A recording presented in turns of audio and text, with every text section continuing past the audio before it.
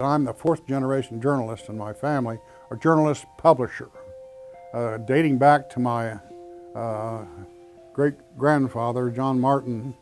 From there, I've got all the way through both sides of my family, publishers, writers, authors, newspaper people, back shop people, printing people, but I resisted it. When I got to college, I said, I'm not going to do that, and I didn't resist very long. It is. Ink gets in your blood. I covered almost everything and did almost everything you could do in a 40-year period.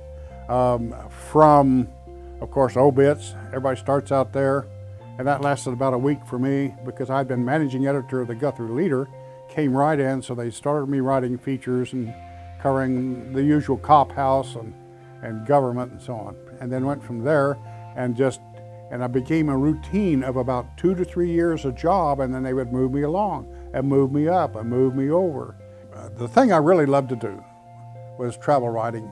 I developed it to the point where I could be pretty dependable, and so I traveled all over the world and ended up writing about 6 or 7 stories about fishing for bass and bass fishing lakes put up by an American in Mexico.